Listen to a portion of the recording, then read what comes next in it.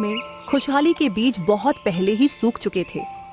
चारों तरफ पसरी कंगाली और बेबसी के बीच गांव के एक आखिरी छोर पर स्थित टूटी फूटी घास फूस की झोपड़ी में आनंद अपनी बूढ़ी और बीमार माँ जानकी के साथ रहता था। आनंद के घर की दीवारें इतनी जर्जर थीं कि जरा सी हवा चलने पर भी उनके गिरने का खतरा बना रहता था। घर की बेहद दयनीय और लाचार हालत को सुधारने के लिए उसकी लाचार माँ को सुबह की पहली किरण से लेकर ढलती शाम तक जमींदारों की तपती और पत्थरीली जमीनों पर कड़ाके की धूप में हड्डियां गलानी पड़ती थीं। आनंद पढ़ाई लिखाई के मामले में पूरे इलाके में सबसे बुद्धिमान और होनहार लड़का था, जिसका सपना था कि वो एक दिन बहुत बड़ा अफसर बनकर अपनी माँ की फटेहाल जिंदगी को पूरी तरह बदल देगा। लेकिन बदकिस्मती और भयानक तंगहाली के क्रूर थपेड़ों ने उसकी किताबों को वक्त से पहले ही बंद करवा दिया और उसे बेहद कम उम्र में ही मजदूरी के दलदल में धकेल दिया। वह हर रोज रात को आसमान के तारों को निहारते हुए यही सोचता रहता था कि क्या उसकी पूरी बदकिस्मत जिंदगी इसी घुटन कंगाली और आंसुओं के समंदर में डूबकर खत्म हो जाएगी। माँ, मैं आखिर कब तक तेरी कमजोर काया को दूसरों के खेतों में जानवरों की तरह पसीना बहाते और खून सुखाते देखता रहूंगा। मुझे अपनी इस बेबसी पर अंदर ही अंदर बेहद शर्मिंदगी महसूस होती है कि मैं एक नाकाम और लाचार बेटा हूँ जो चाहकर भी तेरी तकलीफें कम नहीं कर पा रहा। मैं इस नरक जैसी जिंदगी से बाहर निकलकर कुछ बहुत बड़ा करना चाहता हूँ माँ, कुछ बहुत ज्यादा बड़ा। बेटा, ये भयानक गरीबी इंसान के स्वाभिमान को झकझोरकर उसे कमजोर जरूर बना देती है, लेकिन जिस इंसान के पास अपनी मेहनत का अटूट हुनर और ईमानदारी का जज्बा हो, उसे ये बेरहम दुनिया कभी भूखी मरने नहीं दे सकती। तू हालात के आगे अपनी हिम्मत और हौसला मत हार। उस परमपिता परमेश्वर ने दुनिया के हर एक जीव के लिए कोई ना कोई रास्ता और जरिया जरूर मुकर्रर किया है। बस तू अपनी नियत और अपना रास्ता साफ रखना। तभी अचानक सन्नाटे को चीरती हुई गांव की ऊबड़ खाबड़ गलियों में एक पुरानी जंग लगी साइकिल की घंटी जोर जोर से बजी। धीरज, जो आनंद के बचपन का सबसे पक्का और जिगरी दोस्त था, वह अभी अभी महानगर मुंबई की चकाचौंध से वापस अपने गांव लौट कर आया था और उसकी थकी हुई आंखों में एक अजीब सी नई उम्मीद की चमक साफ दिखाई दे रही थी। वह अपने यार आनंद की गहरी उदासी और चेहरे की मायूसी को देखकर एक ही पल में समझ गया था कि हालात बहुत ज्यादा नाजुक और गंभीर हैं। तभी धीरज ने मुस्कुराते हुए कहा, ओए आनंद, तू फिर से इस ढहती हुई मिट्टी की दीवार को शून्य में घूरते हुए अपने आंसू बहा रहा है। भाई, आज मैं शहर गया था। वहाँ की दुनिया और वहाँ का रहन सहन इस उजाड़ गांव से बिल्कुल अलग है। वहाँ के अमीर लोग खाने पीने के पीछे अपने पैसे को पानी की तरह बेदर्दी से बहा रहे हैं। बस शर्त यह है कि उनके सामने कुछ बिल्कुल अनोखा और तीखा खाने को पेश होना चाहिए। मैंने वहाँ चौपाटी पर एक ऐसी चीज देखी है जिसे लोग स्पाइसी मैगी कहते हैं। वहाँ के अमीर और रईस लोग इसके स्वाद के इस कदर दीवाने हैं कि लाइनों में खड़े रहते हैं। धीरज भाई, शहर के ऊंचे ख्वाब और वहाँ की बड़ी बड़ी बातें शहर की चकाचौंध में ही अच्छी लगती हैं। हमारे इस बदहाल गांव में तो लोग सूखी रोटी और नमक भी बहुत मुश्किल से नसीब कर पाते हैं। वो इस अनजान स्पाइसी मैगी का नाम भी नहीं जानते। खाना तो बहुत दूर की बात है। और फिर सबसे बड़ी कड़वी सच्चाई तो यह है कि मेरे पास किसी भी नए काम को शुरू करने के लिए जेब में एक फूटी कौड़ी तक नहीं है। भाई, तेरे इन हाथों में तो साक्षात माँ अन्नपूर्णा का आशीर्वाद और स्वाद का अनोखा जादू है।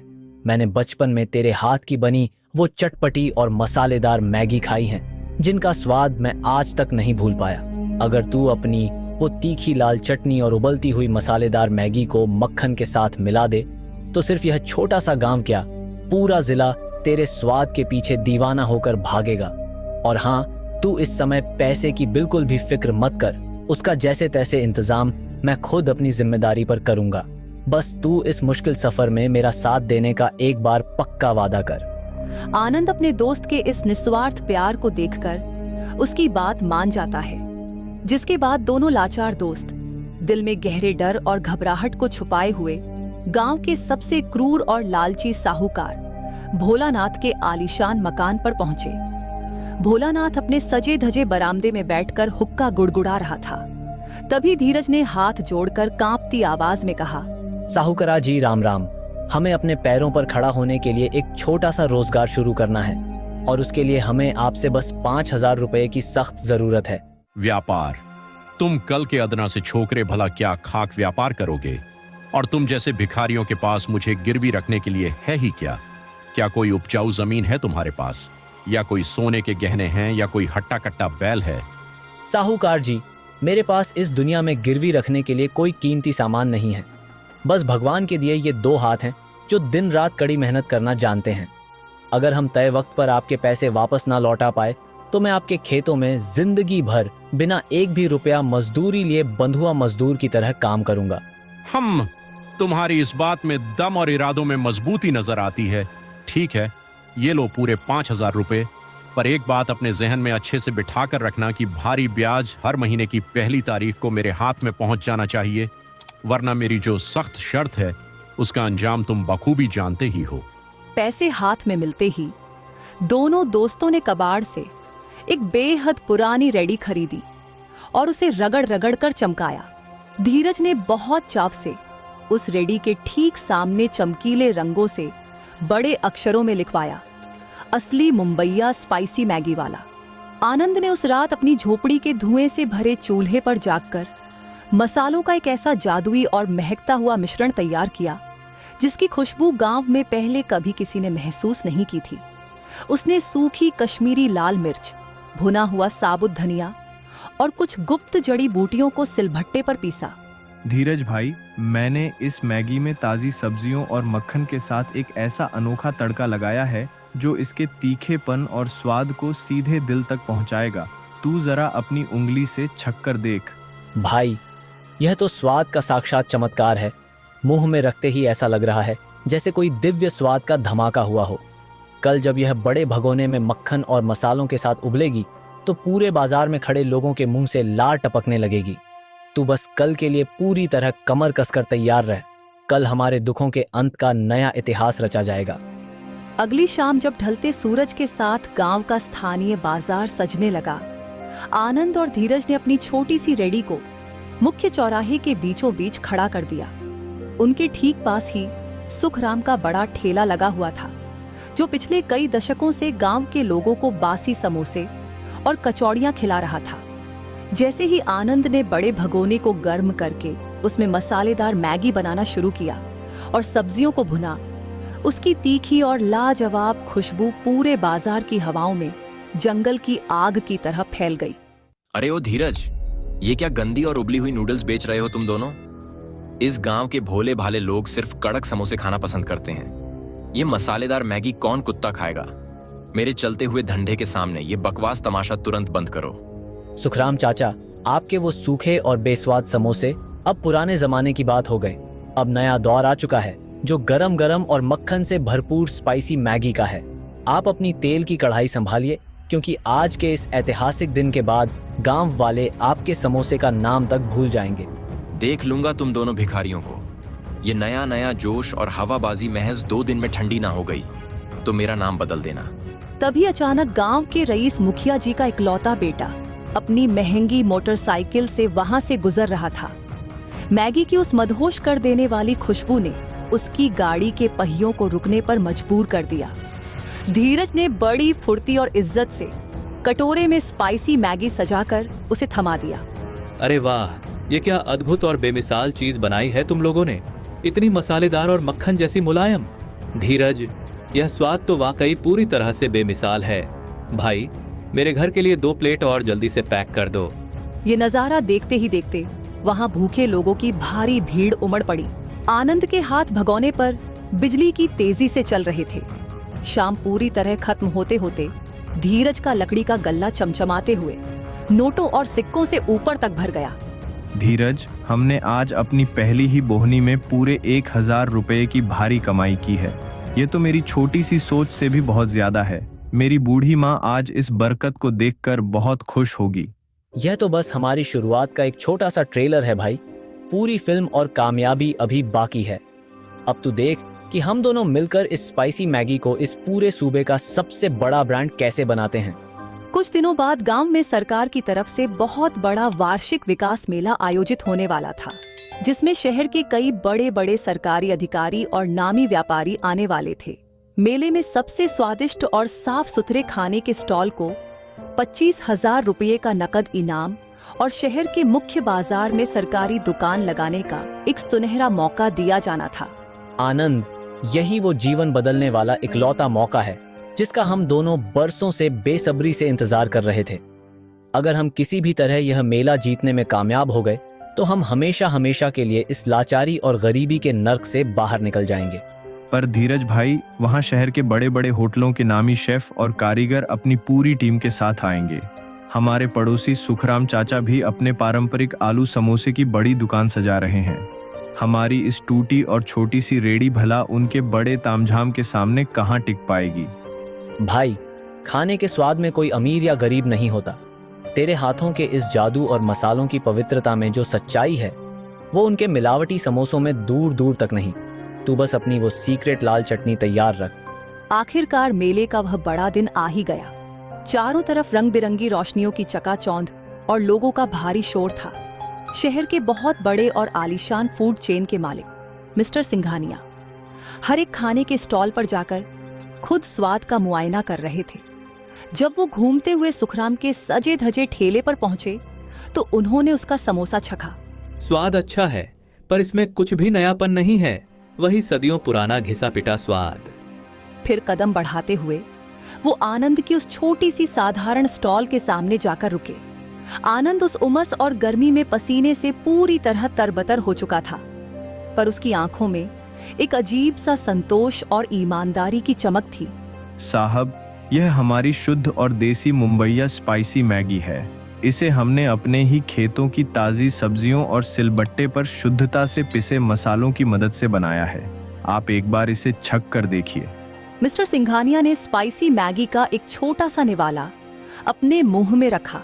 शुरुआती कुछ पलों के लिए तो उनके गंभीर चेहरे पर कोई भाव नहीं आया, लेकिन जैसे ही मसालों का रस उनकी जुबान पर घुला, उनकी आंखें आश्चर्य से पूरी तरह चमक उठी। उन्होंने बिना वक्त गंवाए एक के बाद एक लगातार कई निवाले स्वाद लेकर खाए। अद्भुत, बिल्कुल अतुलनीय। इसमें जो लहसुन और कश्मीरी मिर्च का देसी तड़का लगाया गया है वो बेहद लाजवाब और ताज़ा है, और मक्खन के साथ मसालों का यह अद्भुत मिश्रण वाकई कमाल है। आनंद, तुमने तो आज स्वाद का जादू बिखेर दिया है। बड़े बड़े महानगरों के 5 स्टार होटलों में भी मुझे आज तक ऐसी रसीली और सच्ची स्पाइसी मैगी कभी नहीं मिली। दिल खुश हो गया इसे खाकर। देखा साहब, मैंने तो आपसे पहले ही कहा था ना कि मेरा यह भाई स्वाद का साक्षात जादूगर है। मिस्टर सिंघानिया ने बिना किसी संकोच के पूरे मेले के सामने आनंद को इस प्रतियोगिता का इकलौता विजेता घोषित कर दिया। पूरे मेला ग्राउंड में आनंद और उसकी स्पाइसी मैगी के नाम के नारे गूंजने लगे। ये देखकर सुखराम का चेहरा जलन के मारे पूरी तरह काला पड़ गया। 25,000 रुपये का चमचमाता हुआ चेक और शहर के सबसे बड़े बाजार में मुफ्त दुकान का अलॉटमेंट लेटर पाकर आनंद और धीरज की खुशी का कोई ठिकाना नहीं रहा।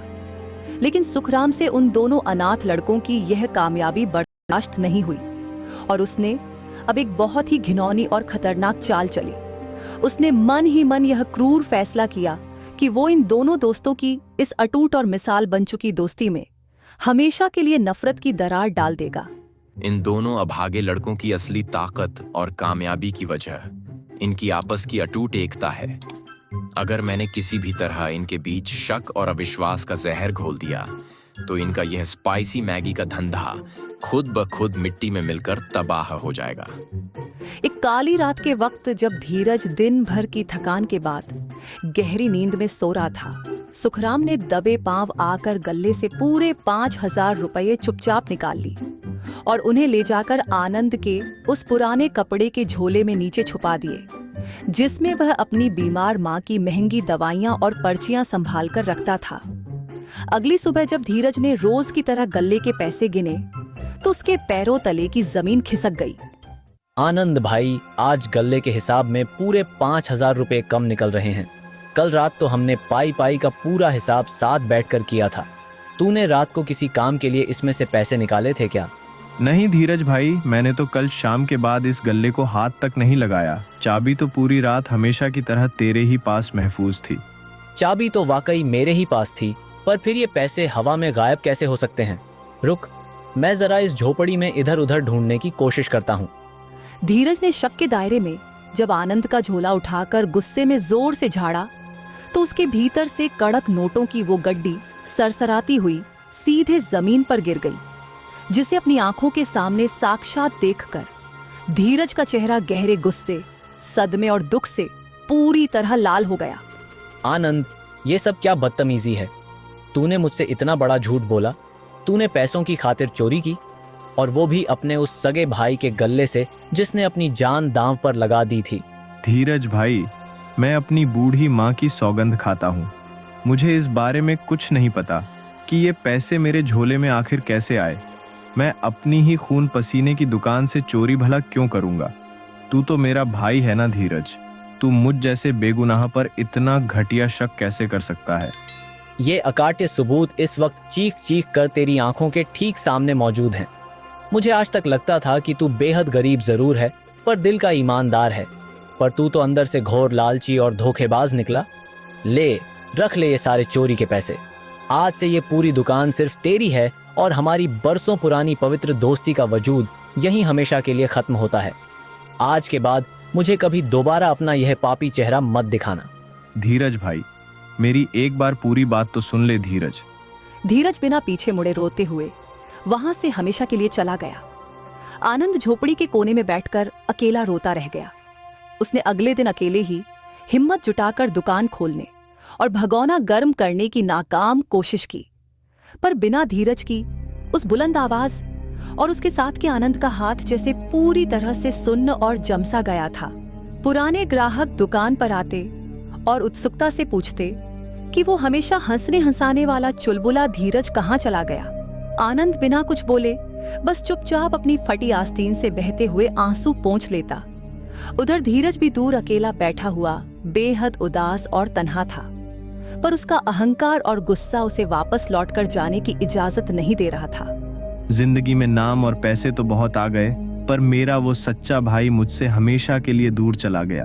भला ऐसी बेजान सफलता का मैं अकेले क्या करूं, जब अपनी खुशियों को साझा करने वाला ही मेरा कोई अपना यार इस दुनिया में नहीं रहा। हे भगवान, आप तो अंतर्यामी हो। आप तो जानते हो कि मैंने कभी सपने में भी चोरी नहीं की। एक उदास शाम सुखराम अपने बड़े ठेले पर अकेला खड़ा होकर बड़े घमंड के साथ अपनी मूंछों पर ताव दे रहा था। वो गांव के लालची साहूकार भोलानाथ को शराब के नशे में अपनी घिनौनी चतुराई की कहानी बड़े फख्र से सुना रहा था, क्योंकि उसे पूरा विश्वास हो चुका था कि अब बाजार में उसका मुकाबला करने वाला कोई जिंदा नहीं बचा। भोलानाथ जी, देखा आपने मेरा शातिर दिमाग? लोग बड़े दावे से कहते थे कि वो कल के छोकरे मेरी बाजार से पूरी तरह छुट्टी कर देंगे, पर मैंने उनकी उस अटूट दोस्ती की जड़ पर ऐसा गहरा वार किया कि अब वो दोनों एक दूसरे की शक्ल देखना भी पसंद नहीं करते। बस 5,000 रुपए की एक अदनी सी गड्डी ने उनके सारे घमंड को हमेशा के लिए मिट्टी में मिला दिया। क्या मतलब? सुखराम, कहीं वो गल्ले की चोरी की घिनौनी साजिश तूने खुद तो नहीं रची थी?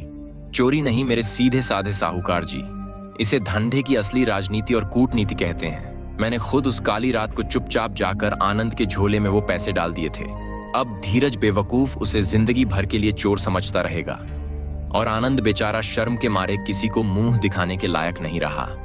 अब मेरी समोसे की दुकान फिर से पहले की तरह पूरे इलाके में अकेले राज करेगी। सुखराम को इस बात का जरा सा भी आभास नहीं था कि धीरज अपनी माँ की दवा लेने उसी रास्ते से गुजर रहा था, और पास के अंधेरे में खड़ा होकर यह सारी कड़वी हकीकत अपने कानों से सुन रहा था। धीरज की आंखों से अपने निर्दोष भाई के प्रति किए गए अन्याय के पछतावे के गहरे आंसू अविरल बहने लगे।